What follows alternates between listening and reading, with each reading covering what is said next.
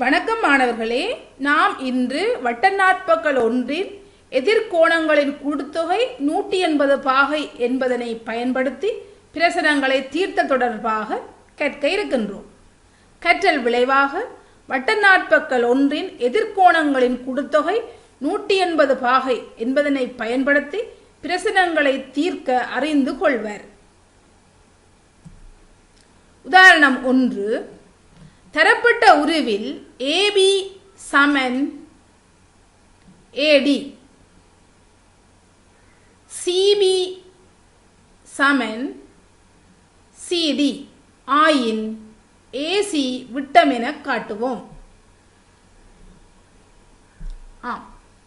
படத்தினை அவதானிப்போம்.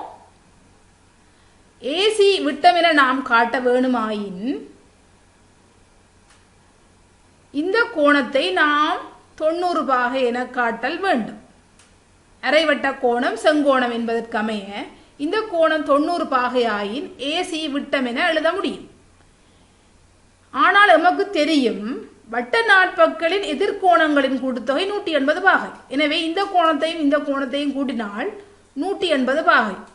எனவே இது 90 பாகை ஆயின் இந்த கோணமும் 90 பாகையாக அமைய வேண்டும். அதாவது இந்த ரெண்டு கோணமும் இப்பொழுது நாம் சமன் என காட்டுவோமாயின் இவை ஒவ்வொன்றும் 90 பாகை என எழுத முடியும். இந்த ரெண்டு கோணத்தை நாங்கள் சமன் என்று காட்டுவதற்கு ABC என்ற இந்த முக்கோணியையும் ADC என்ற இந்த முக்கோணியையும் ஒருங்கிசைவென்று காட்டினால் நாம் இந்த ரெண்டு கோணமும் சமன் என எழுத முடியும். அதிலிருந்து நாம் ஒவ்வொரு கோணமும் 90 பாகை, எனவே AC விட்டம் என காட்டுவோம். அதற்காக நாம் முதலில் தரவு ABCD என்ற வட்ட நாற்பகலில் AB சமன் AD, CB சமன் CD என்ற தரவினை எழுதிக் கொள்வோம். நிறுவ வேண்டியது AC விட்டம். நிறுவல் ABC என்ற இந்த முக்கோணியையும் ADC என்ற இந்த முக்கோணியையும் எடுத்து முதலில் நாம் ஒருங்கிசைவென்று காட்டுவோம். அதில் AB சமன் AD காரணம் தரவு, BC சமன் CD காரணம் தரவு இங்கே தரப்பட்டுள்ளது. AC என்பது இந்த இரண்டு முக்கோணிகளுக்கும் பொதுவாக உள்ளது. எனவே இந்த இரண்டு முக்கோணிகளும் ஒருங்கிசையும் பக்கம் பக்கம் பக்கம் என்பதற்கு அமைய அதிலிருந்து நாம் கோணம் ABCயும் கோணம் ADCயும் சமன் என எழுத முடியும். ஆனால் நமக்கு தெரியும் வட்ட நாற்பகலின் எதிர்கோணங்கள் மிக நிரப்பிகளாகும் என்பதற்கமைய ABCD என்ற வட்ட நாற்பகலின் எதிர்கோணமாகிய இந்த கோணத்தையும் இந்த கோணத்தையும் கூட்டினால் 180 பாகை என எழுத முடியும். அதாவது ABC என்ற கோணத்தையும் ADC என்ற கோணத்தையும் கூட்டினால் 180 பாகை. இவை இரண்டும் சமன் என்பதனால் நாம் இவை ஒவ்வொன்றும் 90 பாகை என எழுத முடியும். அரைவட்ட கோணம் செங்கோணம் என்பதனால் இந்த கோணம் 90 பாகையாக உள்ளது. எனவே AC விட்டம் என எழுத முடியும். இது ஒரு வட்ட நாற்பகல். ஆனால் இந்த B கோணம் 90 பாகை. எனவே AC விட்டம். உதாரணம் 2. உருவில் தரப்பட்ட தகவல்களுக்கு ஏற்ப பின்வரும் கோணங்களின் பெருமானத்தை காண்க. முதலாவது BAE என்ற இந்த கோணத்தை காண வேண்டும். அடுத்ததாக CBA என்ற இந்த கோணம். மூன்றாவதாக CBE என்ற இந்த கோணம். இதனை நாம் காண்பதற்கு முதலில் நாம் எமக்கு வட்ட நாட்பக்கள் இங்கு காணப்படுகிறது என்பதை அவதானிப்போம். இங்கே எமக்கு ஏ இ டி வி என்ற ஒரு வட்ட நாட்பக்கள் தென்படுகிறது. எனவே வட்ட நாட்பக்கள் எதிர்கோணங்களின் கூட்டுத்தொகை 180 பாகை என்பதற்கமைய இந்த கோணத்தையும் இந்த கோணத்தையும் கூட்டினால் 180 பாகை. அதிலிருந்து நாம் இந்த கோணத்தை கணிக்க முடியும்.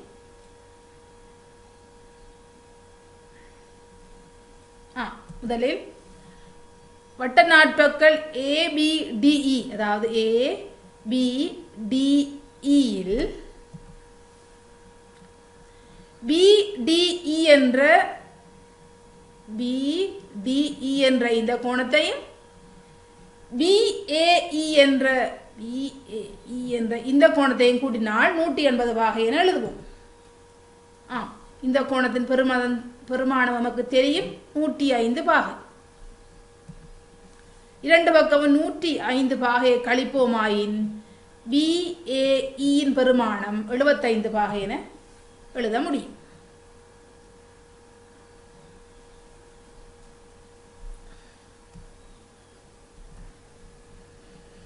அடுத்ததாக நாம் CBA என்ற இந்த கோணத்தை காண்போம். அதற்காக நாம் வட்ட நாட்பக்கள் ABCE கருதுவோம். எதிர்கோணங்களின் கூட்டுத்தொகை 180 பாகை என்பதற்கமைய இந்த கோணத்தையும் இந்த கோணத்தையும் கூட்டினால் 180 பாகை. அதிலிருந்து நாம் இதன் பெறுமதியை கணிக்க முடியும். CEA என்ற இந்த கோணத்தையும் CBA என்ற இந்த கோணத்தையும் கூட்டினால் 180 பாகை.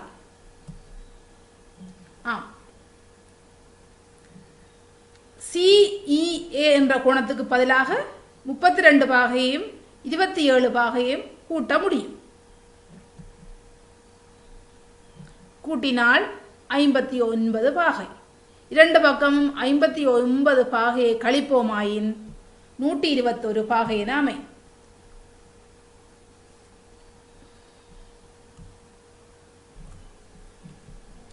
இனி நாம் மூன்றாவது கோணமாகிய CBE என்ற கோணத்தை காண வேண்டும். CBE என்ற இந்த கோணத்தை.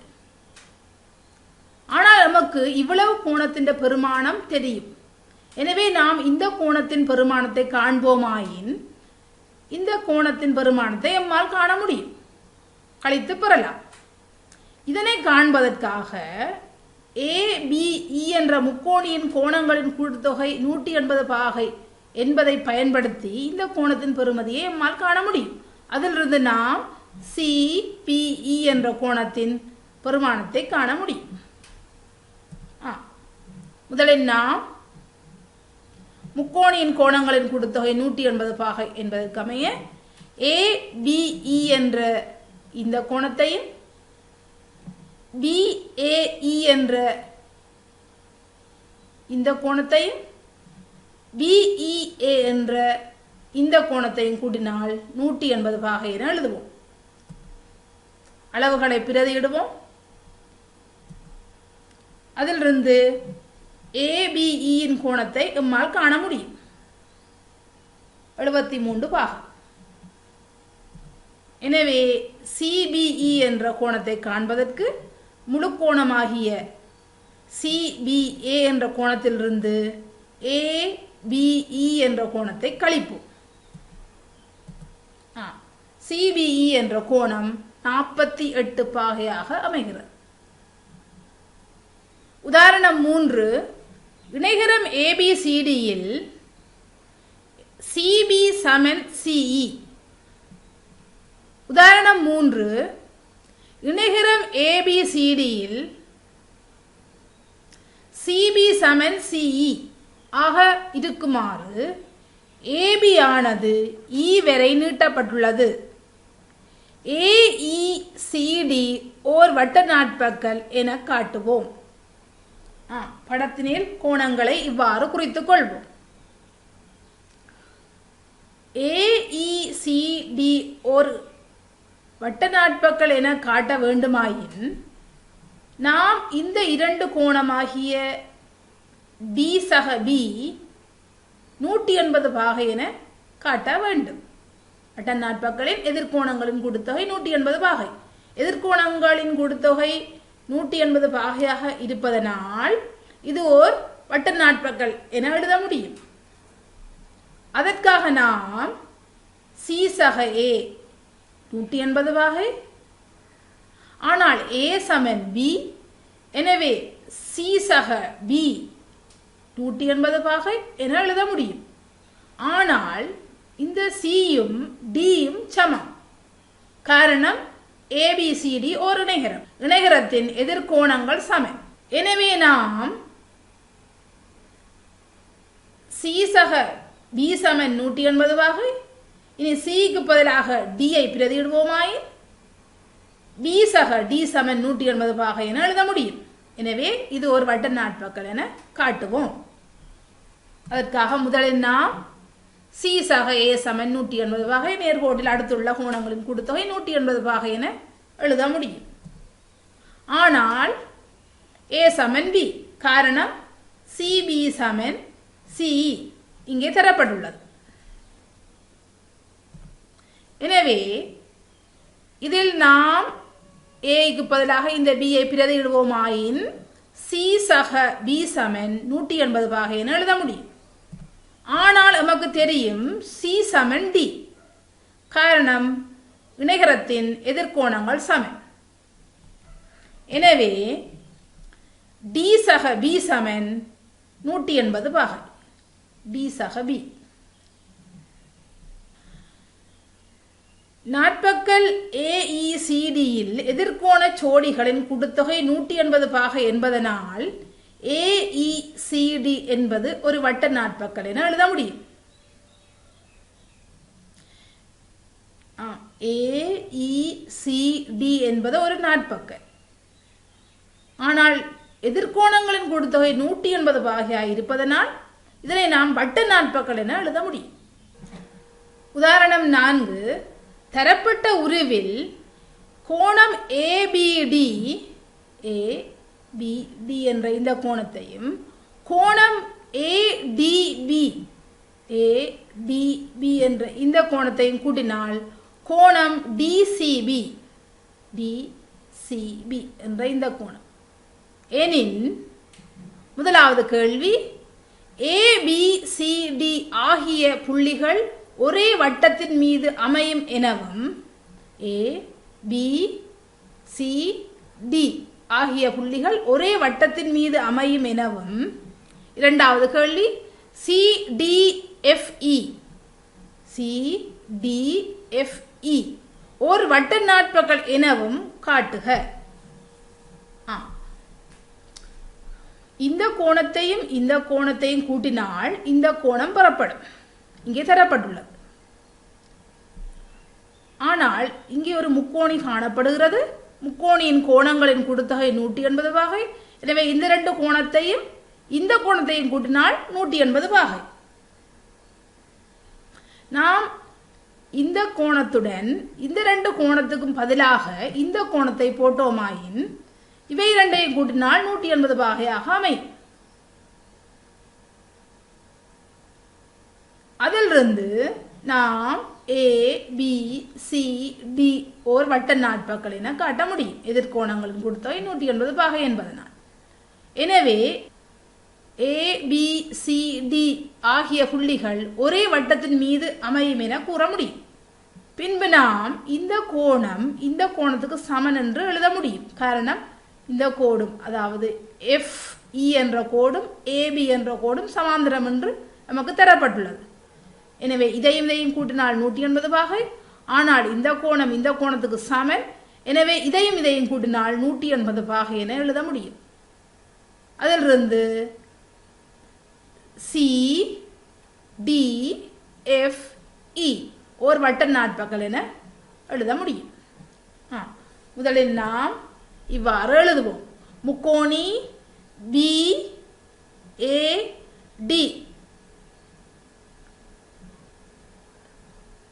என்பதில் இந்த மூன்று கோணத்தையும் கூட்டினால் 180 பாகை என்று எழுதுவோம். அதாவது ஏ பி டி என்ற இந்த கோணத்தையும் ஏ டி பி என்ற இந்த கோணத்தையும் பி ஏ டி என்ற இந்த 3 கோணத்தையும் கூட்டினால் 180 பாகை. இங்கே தரப்பட்டுள்ளது இந்த 2 கோணங்களையும் கூட்டினால் இவ்வாறு எழுத முடியும் என்று. எனவே இதில் நாம் இந்த 2 கோணத்துக்கும் பதிலாக கோணம் டிசிபியை பிரதியிடுவோம். அதாவது கோணம் டிசிபி சக கோணம் பிஏடி சமன் 180 பாகை என எழுத முடியும்.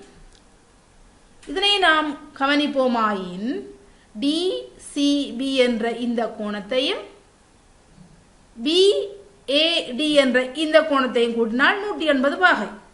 எனவே ஏபிசிடி ஒரு வட்ட நாட்பக்கல் என எழுத முடியும். எதிர்கோணங்களின் கூட்டுத்தொகை 180 பாகையாக இருப்பதனால். எனவே வட்ட நாட்பக்களின் இந்த புள்ளிகள் ஏ பி சி டி ஆகிய புள்ளிகள் ஒரே வட்டத்தின் மீது அமையும். அடுத்ததாக நாம் இங்கே நிறுவப்பட்டதை மீண்டும் எழுதுவோம். அதாவது டிசிபி என்ற இந்த கோணத்தையும் பிஏடி என்ற இந்த கோணத்தையும் கூட்டினால் 180 பாகை. ஆனால் நமக்கு தெரியும் ஏபி சமாந்திரம் எஃப்இ என்பதனால் இந்த கோணமும் இந்த கோணமும் சமம். அதாவது பிஏடி என்ற இந்த கோணமும் இஎஃப்டி என்ற இந்த கோணமும் சமம். எனவே நாம் இந்த 2 கோணத்தையும் கூட்டினால் 180 பாகை என்பதற்கு பதிலாக இந்த கோணத்துக்கு பதிலாக இதனை பிரதியிடுவோமாயின் இதை 2ஐயும் கூட்டினால் 180 பாகை என எழுத முடியும். எனவே சி டி எஃப் இ ஓர் வட்ட நாட்பக்கல்.